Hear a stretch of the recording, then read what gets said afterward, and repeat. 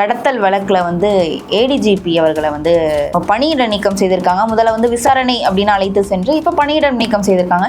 என்னதான் நடக்குது? ஏன் இந்த இதில் வந்து நிறைய பேர் வந்து நிறைய பிரபலங்கள் நமக்கு, அதாவது அரசியல் ரீதியான உள்ள பிரபலங்கள் நிறைய பேர் வந்து இதில் மறைமுகமாக வேலை செய்திருக்காங்கன்னு சொல்றாங்களே, என்ன நடந்தது இந்த வழக்கு? இதில் உண்மையாகவே அவர் குற்றம் செய்யலை அப்படின்னு சொல்ல வரீங்க? இல்லை, நான் குற்றம் செஞ்சாரா செய்யலையான்னு நமக்கு தெரியாது. பட் இந்த வழக்கை ஏன் இந்த அளவுக்கு வந்து இவ்வளோ புறப்பகண்டா பண்ணுறாங்க அப்படின்னு அப்போ என்ன ஒரே ஒரு காரணம் சொன்னால், ஏடிஜிபி மட்டும் இருந்தாலும் நிச்சயம் இதை கைது செஞ்சிருக்க மாட்டாங்க. முன்ஜாமீன் கோரும்போது அவர் கடத்தினது, அவரை வந்து 2 பேரும் பிரிக்க இது பண்ணது, அதை பண்ணது, எல்லா கதையும் விடுறாங்க. ஆனால் அதுவும் நீதிபதிகளும் வந்து நீங்கள் ஒரு எம்எல்ஏ இருக்கீங்க, நீங்கள் எப்படி கட்ட பஞ்சாயத்து பண்ணுறீங்க? இன்னைக்கு கட்ட பஞ்சாயத்து பண்ணாத எந்த அரசியல் கட்சி தலைவர் ஒருத்தர் சொல்லுங்க.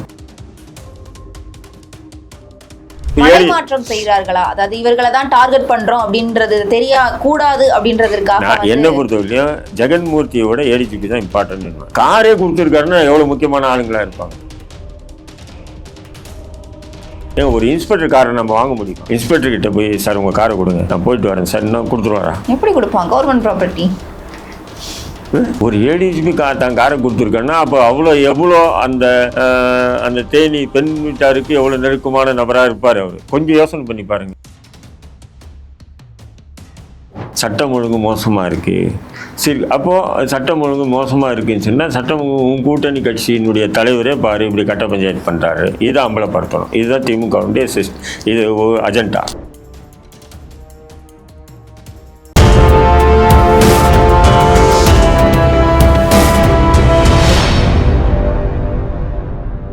யூ தமிழ் நேயர்களுக்கு வணக்கம். நான் உங்கள் பிருந்தா சங்கர். இன்று நம்மோடு சிறப்பு விருந்தினராக இணைந்திருப்பது ஊடகவியலாளர் தடா ரஹீம் அவர்கள். வணக்கம் சார். 17 வயது சிறுவன் கடத்தல் வழக்கில் வந்து ஏடிஜிபி அவர்களை வந்து பணியிட நீக்கம் செய்திருக்காங்க. முதல்ல வந்து விசாரணை அப்படின்னு அழைத்து சென்று இப்போ பணியிடம் நீக்கம் செய்திருக்காங்க. என்னதான் நடக்குது? ஏன் இந்த இதில் வந்து நிறைய பேர் வந்து நிறைய பிரபலங்கள் நமக்கு, அதாவது அரசியல் ரீதியான உள்ள பிரபலங்கள் நிறைய பேர் வந்து இதில் மறைமுகமாக வேலை செய்திருக்காங்கன்னு சொல்கிறாங்களே, என்ன நடந்தது இந்த வழக்கில்? இல்லை, இது வந்து தகவல் வந்து நமக்கு வந்து நேரடியாக விசாரித்து நமக்கு தகவல் தெரியாது. ஊடகங்கள் வந்த தகவல் அடிப்படையில் வந்து இது வந்து இன்ஸ்டாகிராமில் ஏற்பட்ட காதல். இப்போ தான் இன்ஸ்டாகிராமில் வந்து காதல், அது ஒன்ஸ் அப்போ அந்த டைம் இருந்து காதல் வந்து நேருக்கு நேராக பார்த்து முதல்ல பார்வை, அதுக்கப்புறம் இப்படி அது ஒரு நீண்ட நெடிய காலம் வரும் காதல்ன்றது. இப்போ தான் இன்ஸ்டாகிராமில் வந்து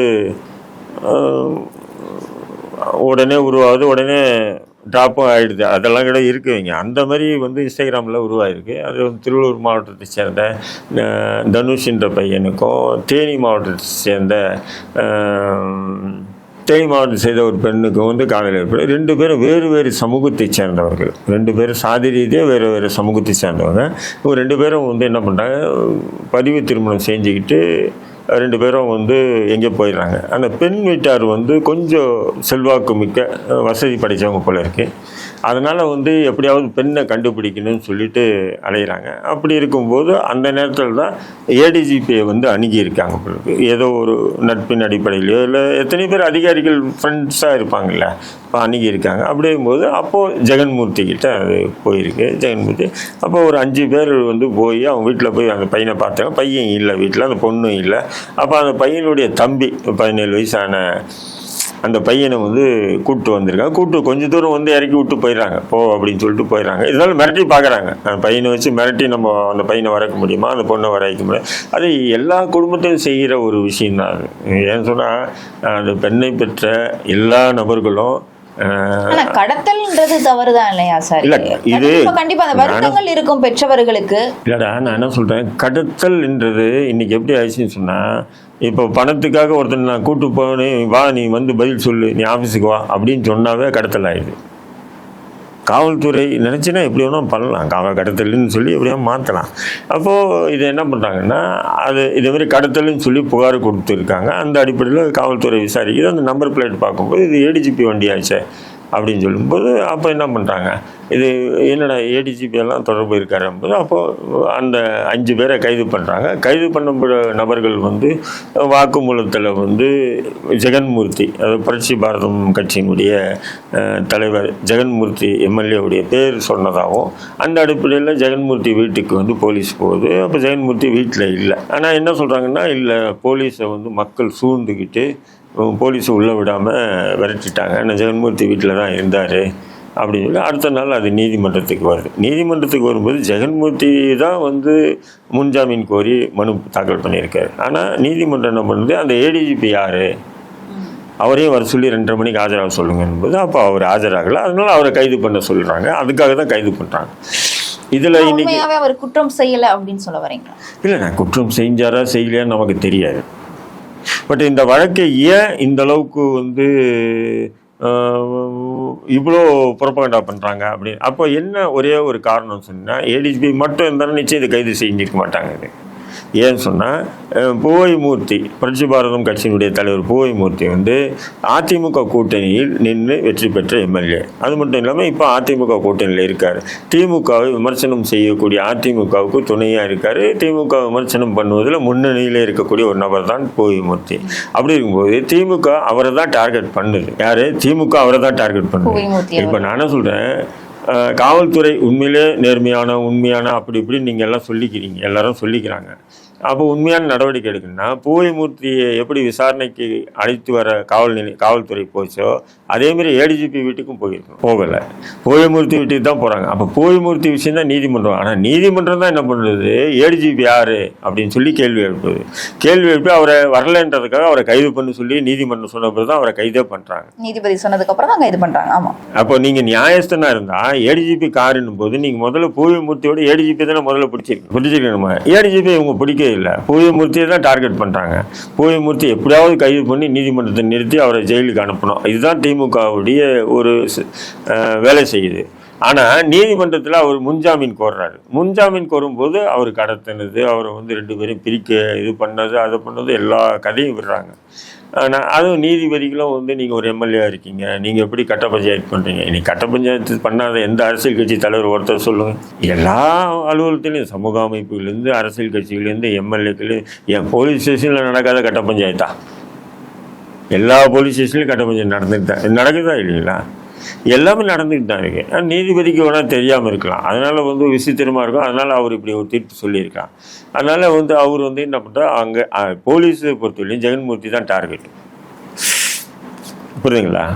ஆனால் நீதிமன்றம் என்ன பண்ணுது, ஏடிஜிபி காருன்னு போது ஏடிஜிபியும் கைது பண்ணு விசாரணை பண்ணுன்னு போது தான் இவங்களுக்கு வேற வழி இல்லை. மாற்றம் செய்கிறார்களா? அதாவது இவர்களை தான் டார்கெட் பண்றோம் அப்படின்றது தெரிய கூடாது அப்படின்றதுக்காக என்ன பொறுத்தவரையிலும் ஜெகன்மூர்த்தியோட ஏடிஜிபி தான் இம்பார்ட்டன்ட். காரே கொடுத்துருக்காருன்னா எவ்வளோ முக்கியமான ஆளுங்களாக இருப்பாங்க. ஏன் ஒரு இன்ஸ்பெக்டர் காரை நம்ம வாங்க முடியுமா? இன்ஸ்பெக்டர்கிட்ட போய் சார் உங்கள் காரை கொடுங்க, நான் போயிட்டு வரேன் சார், இன்னும் கொடுத்துருவாரா? எப்படி கொடுப்பாங்க? Government property. ஒரு ஏடிஜிபி தான் காரை கொடுத்துருக்காருன்னா அப்போ எவ்வளோ அந்த தேனி பெண் வீட்டாருக்கு எவ்வளோ நெருக்கமான நபராக இருப்பார் அவர். கொஞ்சம் யோசனை பண்ணி பாருங்க. இன்னொரு விஷயம் பார்த்தா, இப்போ நீங்கள் சொல்கிறத வச்சு பார்க்கும்போது திமுகவை விமர்சனம் செய்கிறதுனால மட்டும்தான் பூவைமூர்த்தி அவர்களை வந்து அரெஸ்ட் பண்ணுறாங்களா? அப்படி பார்த்தா எத்தனையோ விமர்சகர்கள் வந்து பேசுகிறாங்க, எத்தனையோ ஊடகவியலாளர், எத்தனையோ பத்திரிகையாளர்கள், எத்தனையோ எதிர்கட்சி தலைவர்கள். அவங்களெல்லாம் இதுதான் வந்து அவங்களுடைய அதிமுக வாயாடிக்கணும். அதிமுக வந்து எடப்பாடி பழனிசாமி அடிக்கடி வந்து திமுகவை விமர்சனம் பண்றாரு. என்ன ஆட்சி நடத்துறீங்க, சொல்லொன்று செயல், தேர்தல் வாக்குறுதி கொடுத்து நிறைவேற்றினீங்களா? சட்டம் ஒழுங்கு மோசமாக இருக்குது. சரி, அப்போது சட்டம் ஒழுங்கு மோசமாக இருக்குன்னு சொன்னால் சட்டம் கூட்டணி கட்சியினுடைய தலைவரே பாரு இப்படி கட்ட பஞ்சாயத்து பண்ணுறாரு, இதை அம்பலப்படுத்தணும். இதுதான் திமுகவுடைய இது அஜெண்டா. அப்போ அந்த அஜெண்டாவில் வந்து வாலண்டியாக என்ன ஆகுது, நீதிமன்றத்துக்கு இவங்க போகிறாங்க. நீதிமன்றத்துக்கு போகும்போது அது ஏடிஜிபி வந்து உள்ளே விழும்போது தான் இப்போது அதாவது அடித்த பந்தாலே திருப்பி அடி விழுது. யார்? திமுகவுக்கு. ஏன்னா காவல்துறை வந்து முதல்வருடைய கட்டுப்பாட்டில் இருக்கக்கூடிய ஒரு காவல்துறை. அவர் எப்படி இந்த பஞ்சாயத்தில் இறங்கினார்? அவர் ஏடிஜிபி வருதா இல்லைங்களா? காவல்துறை யார் கட்டுப்பாட்டிலுமா இருக்கு? முதல்வருடைய கட்டுப்பாடு. அப்போ முதல்வர் துறையுடைய கட்டுப்பாட்டில் இருக்கக்கூடிய ஒரு காவல்துறையுடைய ஏடிஜிபி ரேங்க் அதிகாரியே இந்த காதலர் பிரிக்கிற விஷயத்தில் முதன்மை வகிச்சிருக்காருன்னு போது அது திமுக, இது அதிமுக சேர்த்து அள்ளி வீசணுன்றதுக்காக உருவாக்கப்பட்ட இந்த கதையில் அவங்களுக்கு அடி, யாருக்கு? திமுகவுக்கு அடி. இது கண்டிப்பா. இப்ப நீங்க ஒவ்வொருவரும், அதாவது ஒவ்வொரு பத்திரிகையாளரும், ஒவ்வொரு விமர்சகர்களும், ஒவ்வொரு எதிர்க்கட்சி தலைவரும் என்ன சொல்றீங்க அப்படின்னா, காவல்துறை முதல்வர் அவர்களுடைய கட்டுப்பாட்டில் தான் இருக்கு அப்படின்னு. ஆனா முதல்வர் அவர்கள் என்ன சொல்றாங்க, அரசாங்கத்திற்கும், தமிழ்நாடு அரசாங்கத்திற்கும் காவல்துறைக்கும் எந்த சம்பந்தமும் இல்லை, அவர்களுடைய பணியை செய்யறாங்க, நாங்க எங்களுடைய பணியை செய்யறோம் அப்படின்னு தானே முதல்வர் அவர்கள் ஒவ்வொரு இடத்துலையும் பதிவு பண்றாங்க. எப்படிமா? அதாவது ஒவ்வொரு துறை ஒவ்வொரு அமைச்சருடைய கட்டுப்பாட்டு கீழே வரும். காவல்துறை முதல்வருடைய கட்டுப்பாட்டில் தானே இருக்கு. அவர் இல்லைன்னு சொன்னா எப்படி இதாகும்? காவல்துறை நான் சுதந்திரமாக அவங்க பணியை செய்கிறாங்க, அதில் நான் தலையிடுறதில்லைன்னு சொல்லலாம். ஆனால் எங்கள் கட்டுப்பாட்டில் இல்லைன்னு சொல்லி முதல்வர் சொல்ல முடியாது. ஆனால் உண்மையிலே தமிழக காவல்துறை குட்டி பகவதிகளுடைய கட்டுப்பாட்டில் போயாச்சு. குட்டி பகவதிகள் யார்? மாவட்ட செயலர்களுடைய கட்டுப்பாட்டில் போயாச்சு. இப்போ பார்த்தீங்கன்னா வடசென்னை எடுத்திங்கன்னா சேகர்பாபு யாருன்னு நினைக்கிறா, அவன் தான் இன்ஸ்பெக்டர். எந்த ஸ்டேஷன் இன்ஸ்பெக்டர் வடசென்னை ஃபுல்லாக இன்ஸ்பெக்டர், ஏசி, டிசி எல்லாமே அவருடைய கட்டுப்பாடு தான். அவர் யாருன்னு நினைக்கிறாரோ அவரை போடலாம். புரியுதுங்களா? அதேமாதிரி திருச்சியில் எடுத்திங்கன்னா கேஎன் நேரு யாரை சொல்கிறாரோ அவர் தான் போடுவாங்க. அப்போ ஒரு கட்டுப்பாட்டில் காவல்துறை இல்லை. அங்கங்கே குட்டி பகவதி இருக்காங்க. குட்டி பகவதியுடைய கட்டுப்பாட்டில் காவல்துறை முழுக்க சுதந்திரம் கொடுத்தாங்க. அதுதான் இன்டெலிஜென்ஸுக்கு வேலை இல்லைங்க. காவல்துறையினுடைய உளவு பிரிவுக்கே வேலை இல்லை. உளவு பிரிவுடைய பேச்சுக்களை காவல்துறை கேட்குது. கண்டிப்பாக இந்த விஷயங்கள்லாம் பார்க்கும்போது அதிமுகவை கட்டுப்பாட்டுக்குள்ளேயே வைத்திருக்கணும் அப்படின்னு தான் திமுக அந்த மாதிரியான வேலைகள் செய்கிறது. இல்லை, அதிமுக விமர்சனம் பண்ணுறாங்க இல்லையா? விமர்சனம் பண்ணும்போது நாம் அவங்கள சேர்த்து அள்ளி வீசணும்னு நினைக்கிறாங்க. அது கடைசியாக அவங்கள மீது அது திருப்பி வீசப்பட்டு, அது அந்த நீதிமன்றம் இப்படி ஏடிஜிபியை கைது பண்ணுங்கன்னு சொல்லாமல் இருந்தால் அது திமுகவுக்கு வெற்றி. ஏன்னா பாருங்கள், கட்ட பஞ்சாயத்து பண்ணுறாரு யார்? அதிமுக கூட்டணியில் இருக்கக்கூடிய முக்கிய கட்சி அப்படின்ற மாதிரி ஒரு பிம்பத்தை கொண்டு போயிருப்பாங்க. ஆனால் நீதிமன்றம் என்ன பண்ணிச்சு, முதல்ல ஏடிஜிபியை கைது பண்ணிட்டா, அவர் வாகனத்தை தானே கொடுத்துருக்காங்க, என்ன அதை விட்டுட்டு இதை வந்திருக்கு அப்படின்னு சரிப்படி கொடுத்தோன்னே இப்போ செய்வது அறியாதுன்னு தெரியாது. என்னடா அடித்த பந்தாலே நமக்கு திருப்பி விழுது அடி அப்படின்றது தான் அவங்களுடைய பார்வை. இன்னொரு விஷயம் பார்த்தீங்க அப்படின்னா, அந்த பொண்ணுக்கிட்ட 500 கோடி சொத்து இருக்கிறதாகவும், அந்த சொத்துக்காக தான் இந்த கடத்தல்லே நடந்தது அப்படின்னு சொல்றாங்களே, அது உண்மைதானா? இல்லை, இருக்கலாம். நான் என்ன சொல்றேன், 500 கோடி இருக்கு, 1000 கோடி இருக்குன்னா அது என்ன இவங்க ஏடிஜிபிக்கும் இல்லை போய்மூர்த்திக்க கொடுக்க போறாங்க? அப்படி இல்லை. எப்பவுமே பாருங்க, ஒரு பெண் இதேமாரி காதல் திருமணம் பண்ணிச்சுன்னா அந்த குடும்பத்தார் சில பேர் விடுன்னு சொல்லி விடுறவங்களும் இருக்காங்க. சில பேர் விடக்கூடாது, எப்படியாவது நம்ம பெண்ணை நம்ம எடுக்கணும், அது நமக்கு அவமானம், நம்ம சாதிக்க மிகப்பெரிய ஒரு அவமானம், இப்படி நினைக்கக்கூடிய நபர்களும் இருக்காங்களா இல்லையா? யதார்த்தமாக அந்த மாதிரி இது சில பேரை அணுகியிருக்கலாம். அதுக்கு அந்த அதிகாரி நிறைய நண்பராக இருந்திருக்கலாம். அதனால தான் அவர் காரே கொடுத்து அனுப்புகிறாரு. ஜெகன்மூர்த்தி கார் போயிருந்துன்னா இது கேள்வியே இல்லை. புரியுதுங்களா? ஒரு ஏடிஜிபி காரை அனுப்பிட்டாருக்குன்னு சொன்னால் அப்போ ஏடிஜிபிக்கும் அந்த குடும்பத்துக்கு எவ்வளோ உறவு இருக்கும். ஆனால் இவங்க என்ன பண்ணுறாங்கன்னா, அவரை விட்டுட்டு முதல்ல ஜெகன்மூர்த்தி வீட்டுக்கு வரதுக்கு முன்னாடி ஏடிஜிபியை கூப்பிட்டு ஸ்டேஷனில் உட்கார வச்சு விசாரிச்சுக்கணும், கைது பண்ணியிருக்கணும். எப்படி நீ கவர்மெண்ட் காரை கொடுத்துருக்கணும். அப்போ பண்ணியிருந்தால் திமுக நேர்மையான உண்மையான அரசுன்னு சொல்லலாம். நீதிமன்றம் கைது பண்ணுன்னு சொல்ல பிறகு வேறு வழி இல்லாமல் கைது பண்ணிவிட்டு, நாங்கள் பாருங்கள் காவல்துறையாக இருந்தாலும் நாங்கள் கடமையை கரெக்டாக செய்கிறோம் பாரு அப்படின்னு கொஞ்சம் பேர் பீலாக விட்டுட்டு இருக்கான்.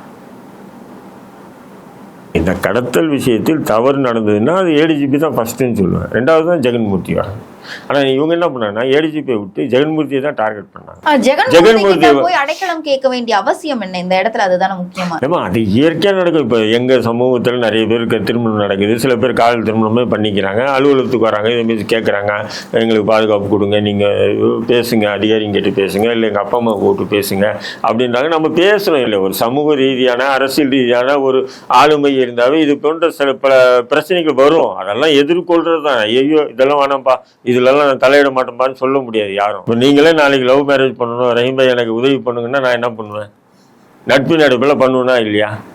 சொல்கிறேன்டா யதார்த்தம். ஏன்னா இன்றைக்கி அப்படி தான் இருக்குது. இளைஞர்களுடைய பெண்ணாக இருக்கட்டும் ஆணாக இருக்கட்டும் அப்படி தான் இருக்காங்க. அப்படி இருக்கும்போது அதை தவிர்க்க முடியாது. இது அரசியல் ரீதியாக சமூக ரீதியான முக்கியமான நபர்கள் எல்லாமே இது செய்கிறாங்க. அந்த அடிப்படையில் ஆனால் பிரிக்கிறதுன்றது அது கொடுக்குறோம். காசை வாங்கிட்டு பிரிக்கணுன்றதெல்லாம் அது நிச்சயம் அது போலீஸ்காரன் செஞ்சிருந்தாலும் சரி, யார் செஞ்சிருந்தாலும் சரி, அது தவறு தான். அவங்க 2 பேரும் இணையிறாங்கன்னும் போது அதுக்கு நம்ம கஷ்டப்பட்டு என்ன பண்ண சேர்த்து வைக்கலாம். 2 பேரும் பிரிக்கிறதுக்கு காசு வாங்கிட்டு பிரிக்கிறாங்கன்னு சொன்னா அவெல்லாம் இந்த உலகத்தை வாழறதுக்கு தகுதியா. சரிங்க சார், இந்த வழக்குடைய தீர்ப்பு எந்த ஜேர்னல்ல வரும் அப்படின்னு நீங்க நினைக்கிறீங்க? ஒரு மண்ணாங்கட்டியும் வராது, முடிஞ்சு போச்சு, அவ்வளவுதான்.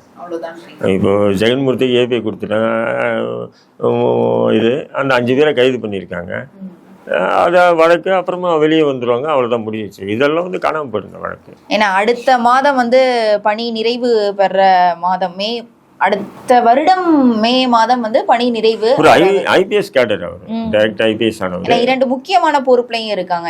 ஆமா, அதான் ஐபிஎஸ் பொறுப்புல இருக்காரு. அதெல்லாம் வழக்கெல்லாம் ஒன்றும் இல்லை. அதுக்கு முன்னாடி இதாயிடும், பெரிய அளவுக்கு எல்லாம் இது போகாது வழக்கு. கடத்தி கொலைகளை பண்ணிட்டு இல்லது 2 பேரும் பிரித்து பெண்ணு ஆணை செத்து இருந்து அந்த மாதிரி எதனா நடந்ததுன்னா இது ஒரு பெரிய வழக்காக பார்க்கலாம். இது எப்படின்னா திருமணம் நடந்திருக்கு, சேர்த்துருக்காங்க, பிரிக்க வைக்கிறதுக்கு குடும்பத்தார் ஒத்துழைப்பு கேட்டிருக்காங்க, அந்த ஒத்துழைப்பு கொடுத்துருக்காங்க. அது கொடுத்துருக்கக்கூடாது, பிரிக்கிற விஷயத்துக்கு ஒத்துழைப்பு கொடுத்துருக்கக்கூடாது. அதனால் ஏதோ ஒரு வகையில் அவங்க அதுக்கு தயாரானாங்கன்னு சொன்னால் அப்போ அவ்வளோ நெருக்கமான நபர்களாக இருக்கலாம். ஏன்னா காவல்துறைக்கு நெருக்கமான நபராக இருந்ததுன்னா சில விஷயங்கள் கூட அவங்க என்ன பண்ணுவாங்க, ஒத்துழைப்பு கொடுப்பாங்க காவல்துறைக்கு. அது இன்ஸ்பெக்டராக இருக்கட்டும், ஏசியாக இருக்கட்டும், இல்லை டிசியாக இருக்கட்டும், அல்லது யாராக இருந்தாலும் சரி கண்டுக்காமல் விடுவாங்க, சரி நீ பார்த்துக்க அப்படின்வாங்க, அப்படிலாம் பண்ணுவாங்க. அந்த மாதிரி ஒரு நிகழ்வு தான் நடந்திருக்கு. நடந்ததுனால இப்போ என்னாச்சு, திமுக என்ன நினைச்சதுன்னா எப்படியாவது ஜெகன்மூர்த்தியை இந்த வழக்கில் கைது பண்ணிடுங்க, எடப்பாடி வாயை அடைக்கலாம் அப்படின்னு பார்த்தாங்க. கடைசியாக நீதிமன்றம் என்ன சொல்லிச்சு, ஏடிஜிபியை கைது பண்ண சொல்லிட்டு இவங்களுக்கு சரிப்படுச்சு. எனக்குன்னு தமிழ்நாட்டில் சட்டம் ஒழுங்கு பிரச்சனைன்னு சொன்னால், இப்போ உதாரணத்துக்கு திருமங்கலத்துக்கு பக்கத்தில் ஒரு காவல் நிலையத்தை அடித்து உடைச்சிருக்காங்க. இது எந்த நூற்றாண்டில் வாழ்ந்துட்டு இருக்கோம் யோசனை பண்ணி பாருங்கள். 21ஆம் நூற்றாண்டில் இன்னைக்கு தொலைத்தொடர்பு சாதனங்கள்லாம் நிறைய ஆயிடுச்சு. ஒரு காவல் நிலையம், ஒரு பெண்ணோ ஆணோ ஒருத்தனை காசு எடுத்துட்டு போய் பாதுகாப்பு எங்கே போகிறான், போலீஸ் ஸ்டேஷன். ஒரு பெண்ணு தன்னை தற்காத்துக்கு எங்கே போலீஸ் ஸ்டேஷன் போகிறான்.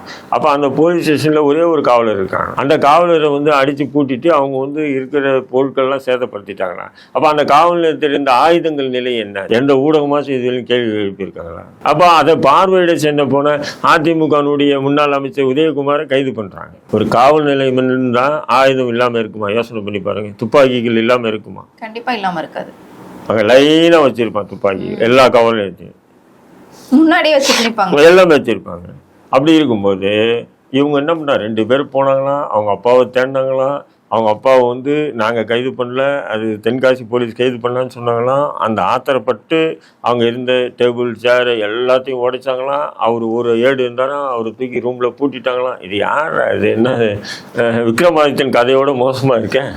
ஊடகம் நீங்களும் அப்படியே போடுறீங்க, நாங்க இல்ல ஊடக விளையாட சொல்றீங்க. ஊடகங்களும் கொஞ்சமாச்சும் கேள்வி எழுப்பி, சார் இது எப்படி சார், அப்ப காவல் நிலையத்தில் ஒரே ஒருத்தர் தான் நின்றா, சரி துப்பாக்கியெல்லாம் எதுவுமே இல்லையா, தொலைத்தொடர்பு சாதனங்கள் எதுவுமே இல்லையா, வாக்கி டாக்கி இல்லையா? அப்போ வாக்கி டாக்கி இல்லை, துப்பாக்கி இல்லை, காவல் நிலையத்தில் இன்ஸ்பெக்டர் இல்லை, எஸ்ஐ இல்லை, ஏடி இல்லை, யாரும் இல்லை, ஒரே ஒருத்தர் இருக்குன்னா அதுக்கு பேர் காவல் நிலையமா? சொல்லுங்க. போலீஸ் பூத் இருக்கு இல்லையா, அங்க பூத்துல கூட பாத்தீங்கன்னா எல்லாரும் 4 பேர் உட்காந்து பாத்திருக்கீங்களா இல்லையா? அப்போ காவல் நிலையம் சொல்றாங்க, காவல் நிலையம் போது இவ்வளவு இருக்கணும் இல்லையா? அப்ப இதுதான் எதிர்கட்சிகள் குற்றம் சாட்டுறாங்க, திமுக சட்டம் ஒழுங்கு மோசமா இருக்கு. பார்க்கலாம், பொறுத்திருந்து பார்க்கலாம். கண்டிப்பா அரசியல் ரீதியா பல விவரங்களை எங்களோட பகிர்ந்தமைக்கு நன்றி.